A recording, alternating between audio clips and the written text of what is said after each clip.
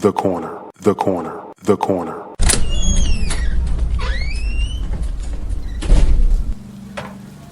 Hey, welcome. Come on into Cousin Ed's Corner. This podcast is where you'll find real, authentic conversation, organic conversation, unscripted, unfiltered conversation, like you're home with your cousin. It's all about life. It's about finance. It's about spirituality. It's about love and everything in between. I'm your host, Cousin Ed. I'm excited to bring you along on this journey. So sit back and listen in as we dive into a wide range of topics.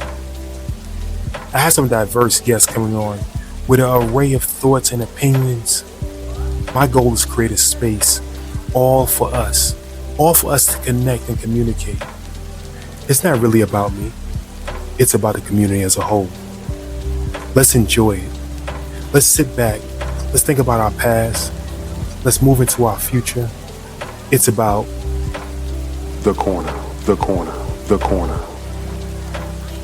So no matter how you cut it or slice it, we're all here together. I'm just here to give you a piece of my heart, my mind, my soul, and my mentals. So sit back, relax, and enjoy another episode of Cousin Ed's Corner. The corner, the corner, the corner.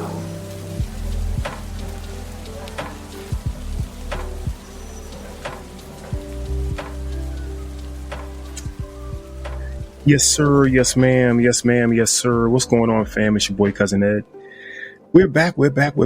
This is Cousin Ed's Corner, and I am honored. I am happy. I am smiling from ear to ear.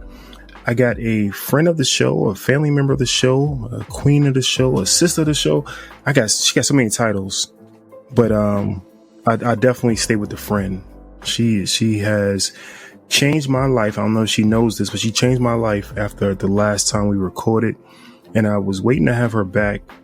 And I'm glad to have her back this time. So for those who missed out the first time, go back and check out the show with, I was sitting in the corner. I couldn't get out of the corner, the true corner. The show was taken over by Dr. Pia Washington and Antriece Hart. Right. So, Queen Antriece Hart, thank you for coming back to Cousin Ed's Corner. Thank you so much for having me. It was a joy last time, and I know this time the topic is a little different. I have to say I was even teetering like, do I do this? But I do believe that it's important to, in the moment, be raw, be authentic. And so I'm happy to be with you today. I appreciate it. So she teed it up a little bit just now. We had a pre-conversation, and as y'all know, like she just said, authentic and organic. That's what this show is. So when I bring guests on, I don't really tell them topics. We just you come to your cousin's house, you have a conversation. And I wanted to have a conversation with her that touches home for me, and I wanted to be mindful to ask her first. So I asked her first, is it okay? And she said yes. So I appreciate that. So normally I would have her on for when my sister wins, we all win. And, she's a queen and she's out there winning, doing big things in her own rights, in her own industry. But this topic is closer to home for her and myself, and wanted to change up the show that she's going to be on. And it's going to be Thank God for Everything. So, on Fridays, everybody say Thank God for Friday. We're going to do Thank God for Everything, as we always do over here at Cousin Ed's Corner. But this is going to just be thanking God for life, thanking God for the opportunities we have in life, and just talking through a scenario that a lot of us are going through, dealing with family care, life care, elderly care, any kind of care you're doing for another person in your life. It doesn't have to always be elderly. It could be someone who's sick and shut in. It could be a kid that you had that going through something. So a bunch of things that people go through that majority of people don't have to go through until you get to that point. So I thank you again. Like I said, this is heavy for me, but if you don't mind, let's first tell people who haven't heard the show. So if you haven't heard the show, go back and check out the show with her and Dr. Washington. It'll be in the show notes. But tell them who you are. Tell them a little bit about yourself, and then we'll slowly guide our way into this conversation. Yeah, absolutely. Again, thank you just for this platform and all that you do. So I am Antriece Hart. I am a wife. I'm a mother of 3 boys and now a grandmother. But Uh-oh. listen, I'm not allowed. Look, I told him, I said, you can't call me grandma. How about Lovey? Since my last name is Hart, we're doing Lovey over here. So, that I am a regional business director in the, biotech pharmaceutical industry. I am a lover of God and a believer. I am also a caregiver. And I know we'll be focusing more on that aspect of who I am. Yes, indeed. She left out. She's an author. I am an author. That's right. And listen, I never know what gift God's going to use in a season. I've been in different things. So I've also done choreography. I've sung. So a lot of different things. I love the arts. And so, yeah. And it does show. It does show. Definitely go out and visit her page. We'll give out her contact information later on. Before I even go into it, I just gave a young lady your information. She said your page is private, so she told me to forward her information so you can accept her. So absolutely, told her that you'll be a great contact as a mentor because you're doing great things. So definitely. Oh, please, that, and please give her my LinkedIn. I try to be, as we were, intentional about what I put so that it really can hopefully make impact for people, whether it's professionally or personally as well. So I'll do both. I'd love that. Definitely. She just mentioned intentional. So on the last show, her and Dr. Washington was talking, and we talked about being intentional in things that you do. And we all know that, I feel I'm very dedicated to a lot of things, but when you don't have intent behind what you're doing, you can do things and just do them aimlessly without intent. So that changed my whole dynamic and thinking about just being more intentional with the things I do. So I appreciate that conversation. And like I said, it did change my life. What a blessing. What a compliment. Yeah. Thank you. You see, like I said, it's all organic. I want to compliment you for supporting the show, right? And everybody out there, go to her page on Instagram. Can you give them your Instagram? Yep, it's Antriece Hart. There's not many Antrices. Antriece, last name Hart, Hart. I keep it easy. And then I also have one that it's not private, and that's Inspired by Antriece. Definitely. All one word. So I am on the site going to, the feeds automatically pop up everything that people do, right? So we're friends, it pops up everything. So I never go to your page. I just see the pictures and posts and everything. So we're going to record, and I said, let me go see if anything on there that I need to know. No, actually, I'm telling the story. I went to share your page with the young lady, and it's within the last 2 days. So I knew I was going to see you, and I went to share your page, and you would not believe what's on your page. What? A link to the last show. Oh, absolutely. I keep that on there. I said, I am so honored. I felt like it was absolutely the biggest thing ever. So I that touched my heart right there also. So I appreciate that. Of course. Like I said, I'm being real when I say I appreciate what you do. It's so beautiful how you're putting and pumping out positive energy and encouraging us. It's incredible. And as a Black woman, how you have, when my sister wins, like, again, that's intentional about uplifting Black women is incredible. I appreciate it. I give credit to Aisha and her organization, Sisters in Business Expo, for the slogan and putting that seed in me. But I would have did it anyway. Just I needed a slogan. But yeah, I love what y'all doing and so positive. All right, y'all probably like, what is the topic? What is the topic? So I am dancing around it because it's heavy for me, right? Yeah. So I know it's heavy for you, but we're talking about caregiving. We're talking about giving for our loved ones. And I saw on your page, when I talked to you before, I knew your mother was one that you was taking care of. And I saw on your page, I saw something beautiful on your page. I saw her and you and her laughing. And I believe that was your son playing the piano, and she was saying, I love you. And that was just so beautiful. And I said, next time I talk to you, we got to talk about it. And when I talked to you just before this call, you said you had some life-changing events today. Do you mind talking about talking about today's events, and then we'll back up and Yeah. see how it's been for some time. Absolutely. Today, I actually had the first hospice appointment for my mother. She has had Alzheimer's for 12 years. We don't have it on that side of my family, so it kind of came out of nowhere for her. And so today was the first time where I had to have a real conversation and an assessment for hospice. I selected a nurse, met with her. She met with my mom. And then I also met with the chaplain this afternoon that came and prayed with my mom. And my mom actually smiled, and she's not able to talk a lot. She's a lot of word salad, as they say, incoherent words. But after he prayed, she said that was nice, which was beautiful. My family suffers from Alzheimer's, so I have it on my father's side of the family. So we've had a couple people in our family go through the process, and it's a sad thing, right? It's I ain't gonna say it's beautiful in one way, but it's I was talking to my dad about it, and we were saying how they don't go through the pain that we go through. They don't worry about the things we worry about. And the beauty of that is in one sense beautiful, but it's also sad because you don't have that person there that you had before. Yeah.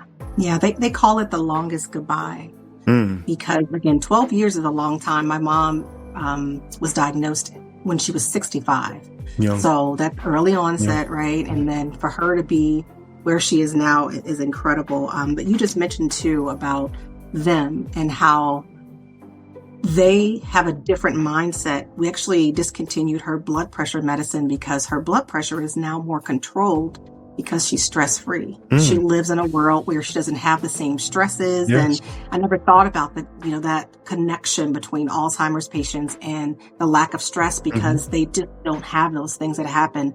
But I have made a conscious decision. I'm just going to be a nice Black lady that comes and sees her. And when she forgets fully, the way that she actually remembers me, cousin, is when I kiss her. I give her a bunch of little kisses, and then she knows that I'm her daughter. I'm her only child. So we were extremely close. So I miss my best friend. Even though she's alive, I miss her. I miss my mom when great things happen in my life, and I tell her it doesn't resonate. Yeah. And even when challenging times, I don't have her to come to. And I will tell you, I was a caregiver for my dad who had pancreatic cancer. So I cared for him during his time, and then the transition with him. And I found out about my mom's Alzheimer's when I was at his funeral. So literally it went from caregiving for him to caregiving for my mom. And I am not, I would think, the personality type when I think about caregiving. I'm a career person, I'm out and about. But this is so tragic and also a blessing. You talk about that, but it's taught me patience. It's given me real time to be able to not think about me, because ego goes, as you know, out the window. You have to jump into their world. If they want to feed the baby, guess what you got to do? Feed that baby until they forget that there is no baby. And so this whole process has been such a learning for me to know that life is so much bigger than me and accomplishments and all of that. Life is love. Life is family. Life is forgiving. Life is giving, and so I want to give her a life as long as I possibly can. That's beautiful. Just said that way. Like I said, my family suffers with it. I'm gonna say suffered. We still going through it, but I'm not gonna claim it for anybody else going forward. But I had an uncle that had it early on. He was young. He was pretty young, similar to you, maybe in his 50s. I had another aunt that had it in her 50s. No, she had a 60th birthday party, so I remember that. So she was over 60, and I remember this for sure. I used to watch her. I was a daytime caregiver. I worked from home, and I would watch her, right? And her daughter would drop her off, and I would have her here all day long, right? And we had so much good time, right? And she was okay. I mean, it wasn't nothing bad, but 5 minutes later, she wouldn't remember. And an example I always give everybody about Alzheimer's is that I would have a basket of socks that I would take apart every day and bring them down so we could do socks, folded socks. And then when we finish, I'd take them back upstairs and undo them and bring them back down. And we enjoyed doing that.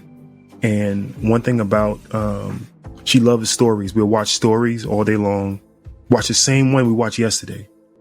But at that time, I didn't realize that, like we just talked about how much peace they're at. Ain't no problem.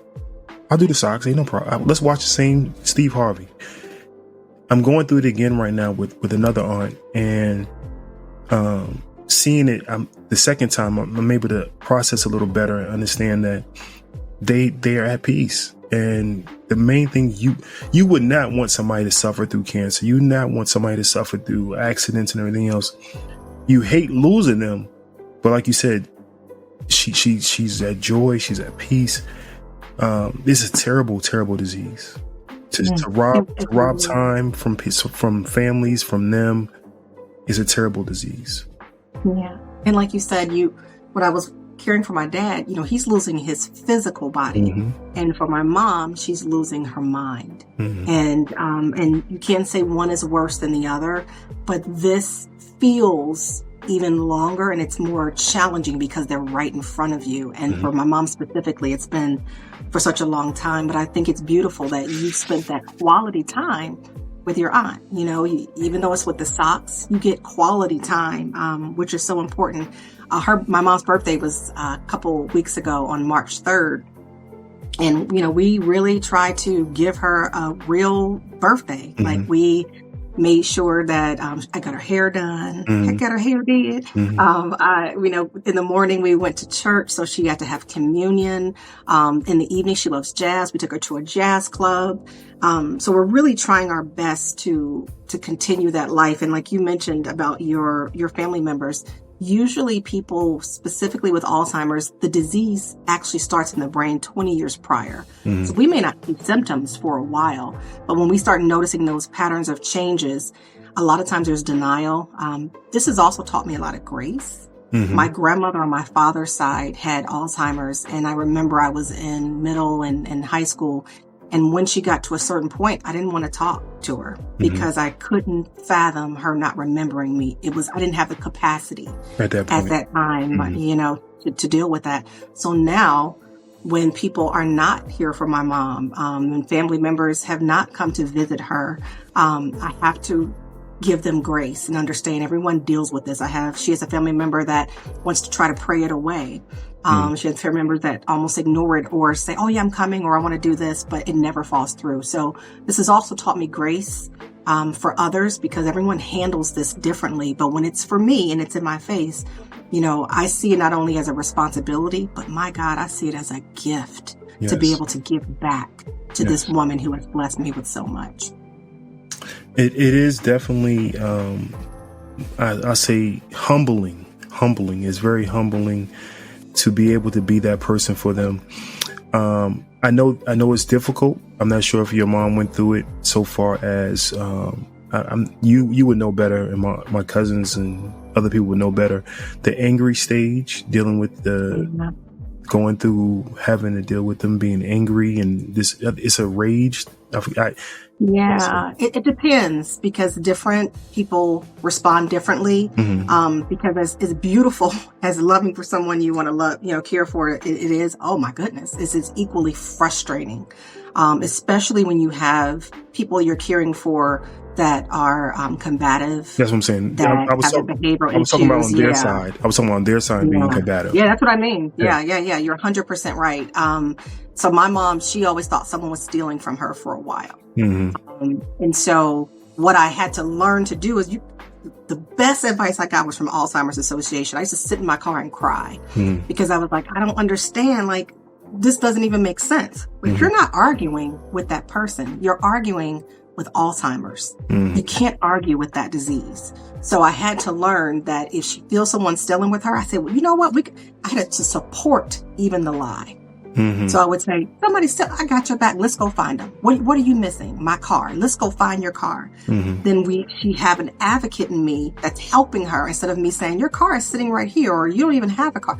So I just jumped in there, became an advocate for her. And so the behavior started to help less and less. And again, it's not everyone's story, but that was something that really helped to change how she viewed things, because I became an advocate for whatever the issue was that she had, to assist us in dealing with that. She was always saying, I gotta get to the neighbor across the street. She was really anxious at times. And I was, well, let's go. Instead of me saying, there is a neighbor across the street. Okay, let's go see the neighbor. I open the door and I take her hand. Let's go find them. And we walk outside. And when she noticed that there was no neighbor, then she'd say, well, okay. And we come back in the house. The thing is, my mother was a psychotherapist for Fort Knox. She's had private practice. So she's given the mini mental exam, which is for Alzheimer's, right? The MMSE. She's shared people to have them draw the clock draw test. And then she had to do it herself. So I believe with her, there was a bit of not only denial, but also there's also that regret, because she knows what's happening to her at times when she has those awakenings. I had a beautiful awakening. I took her to Paris right before the pandemic. So the one thing I will say before I tell you what happened, that if you have something to do and God puts something in your mind to do it, do it. Don't delay. Just do it. So I had a cousin that actually said that to me. She said, if you've been wanting to take your mom to Paris, go. I was like, all right, book the flight. She actually met me there to help care for my mom. But when we got there, my mom got on her knees and started to pray. She hadn't done that in a long time. So for her to have that thought process and that awakening to know I am somewhere that I need to be grateful for was beautiful. She had a couple of other moments there, but I just say, if you have something to do, because time and life is precious, that it's incredibly important to do it, because we just never know what's going to happen. And we want to just celebrate every moment of life that we can. One thing I want to you sparked on, and one thing I've talked about on the show before, is cherishing the moments, right? And if I know we can't right now, because the second we just talked is gone, but if we could go back, how many memories should we be recording and documenting? And I always tell people that this right here is part of my my therapy, part of my ministry, everything like that. So it's me documenting history, but I recorded my mother, I recorded my father, having my kids on the show. Things of that matter is being able to record that history. How much of this, like you say, you went to Paris, how much of this is documented, and how much should we be documenting just every day, like regular life? Yeah, that's such a beautiful question, because I like I mentioned LinkedIn before, I post a lot of things on social media about this journey with my mother. And I went back and forth of, do I want to do this? How do I do this with integrity? I pray before anything that I post. I just want to make sure that it's going to land right. And it has been so helpful. I have had hundreds of people that have thanked me, either a phone call or a text message or, LinkedIn or whatever it might be, because they're going through it too. They know what it's like to be fresh. I had a raw moment that I had posted before about sitting in the parking lot. And this was after I saw my mother, and I just broke down. And I just said, this is hard. To watch someone you love die before your eyes. There's nothing you can do. And it's really challenging, but I believe that if we can try to document and record the beautiful moments that we have, even the more challenging one, and share them with others. We need our villages. We need our community. It can inspire someone else. All that we do, we know is bigger than us. Everything. It should be bigger than us. And so those moments are there now. There are things that are precious. There are things that I keep between us that, become sacred. And those are important too. But the moments that we know someone else can benefit from and that can really go out and make a difference in someone's life and maybe encourage them as they go through this walk, I think is important. I will give you the other thing that people have really responded a lot to, and that is because we're talking about caregiving, we don't want to lack on giving care to ourselves. That is right? true.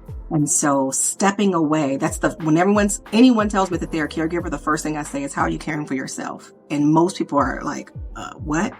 And, I'll do that later. Or I'm like, you may not even be strong enough to do it later if you don't do it now. So you talk about moments. I think it's important that we have the precious moments as we're caring for others, but also making sure that we step away, whether it's a moment, a minute, whether it's a day, whether it's a vacation with respite.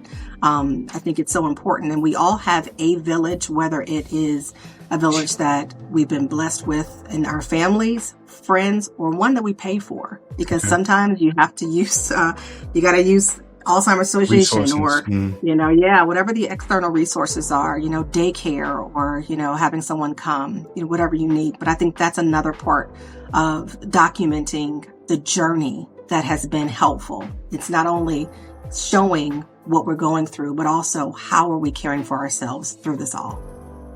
That means a lot right there. I know when we first talked, you talked about dates for yourself and caring for yourself, and now it all ties together on some of the pressures that not only you have as a mom, a wife, entrepreneur, business professional, all of that, but also being a caregiver, making sure you take care of yourself. If you're not there, right? Yes. Then everything else is going to fall apart. So you got to make sure you're okay. But you know what's real? Guilt. Guilt is real. It's real, one, because my mom is now in a memory care. And that was hard to put my mom she's down the street. And the interesting thing is, I always say that she's down the street because I just have to justify that she's somewhere close that I can come because I feel such guilt still. But I remember when I was during the pandemic, I would be on a call and she'd be walking behind me in underwear, or, she'd have an accident in the pantry. And it's like, it became so much. And, you have to know when it's time to use our resources that they're there. It does not mean that we're not doing the right thing. It means we are doing the right thing because you're going to have help with care. So I think that's important. I tell you, the first night that my mom was in memory care was the first night I actually had a full night's sleep in a decade. In a decade. And I didn't realize I didn't realize it because I remember I woke up, but it was like the next morning and I was like, I didn't wake up in the middle of the night to go check downstairs. There was a sense of peace that she was okay. She was okay. And so those things I think are incredibly important too, as we're making decisions on what's going to be best for us. But that guilt is real. So learning when you're caring for yourself to do your best to let go of that guilt, as you mentioned, because we have to care for ourselves in order to best care for them and also utilize our resources in that process. Well, I'm going to hit on two parts very quick, and then I think I'm going to let you go and bring you back for another segment. But you talked about resources. Can you mention some of the resources? I know you mentioned the Alzheimer's Association. Are you a part of any of those, and where can we find those resources? Yeah, I find the more local one. So Alzheimer's Association is national, right? Might be international. I'm not sure, but they were just great phone calls, resources, all of that. I found some local places that were great for caregiving. Daycare. Okay. So that was great when she was in home. She was able to go to daycare for me to pick up. There's resources that do respite care. So they can come in, they can spend the night, or if you want to go for a weekend. So I find do your research on what does it look like for the best local resources. So those are the ones that really helped me. Thank you. I'm not going to say close on this, but I want to find out about, you say you put it in hospice and that's a difficult thing. How should we, and then I think we need this in everyday life anyway, but planning for that time, right? Yeah. I do many shows and talk about that end, right? Because that end is there. No matter what we have. I don't care, Alzheimer's or not, it's going to come for all of us at one point. How much should we be preparing for that time and not living like forever? And I took about 3 deep breaths just now. Even after my conversation with the chaplain today with hospice. I called my husband. I said, I'm doing the right thing, right? Like you just feel this sense like I'm doing the right thing, because it's difficult, because I think it's so important that you prepare. So as I'm talking to you, there's always still this uncertainty in making these decisions, but it's so important to know, one, what your loved one wants. So as much as you can when you get to this time, I think it's important to know that. Secondly, what really prompted this was her weight loss. So her weight loss was so significant, she won't be able to eat enough. Even though she's eating with assistance, she won't be able to get enough nutrients for her body to sustain probably through the end of the year.